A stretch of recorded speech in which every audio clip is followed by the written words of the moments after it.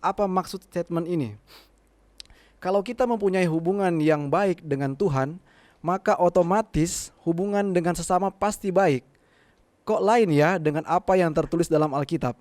Banyak orang-orang dalam Alkitab yang mempunyai hubungan baik dengan Tuhan, tapi dibenci sesama dan berakhir tragis. Mohon penjelasannya Pendeta. Terima kasih.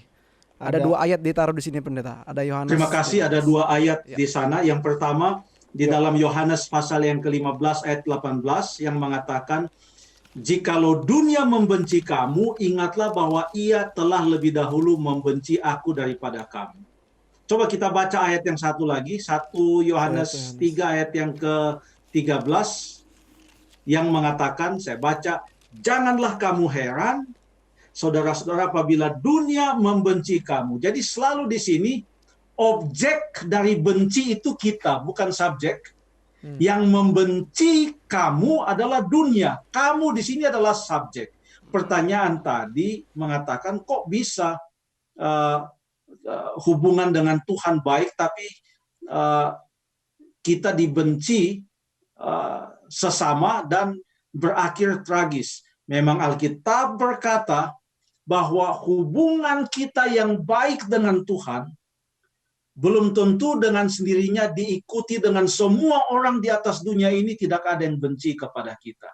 Karena Yesus sendiri berkata, berbahagialah kamu jika karena namaku kamu dibenci, dianiaya, dan lain sebagainya.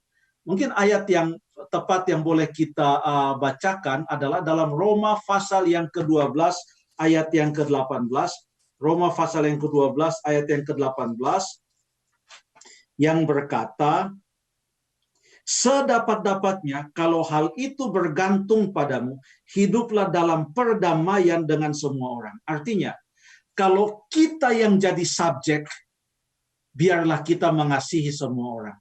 Tapi kalau kita yang jadi objek, kita tidak bisa larang kalau orang membenci kita. Apalagi orang itu membenci kita karena kita setia kepada Tuhan, karena kita mengikuti Tuhan. Kita tidak bisa melarang. Tuhan Yesus di dalam doanya di Yohanes pasal yang ke-17, dia berkata bahwa dunia membenci mereka.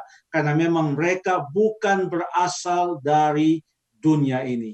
Jadi itu terjadi, tetapi tidak apa-apa.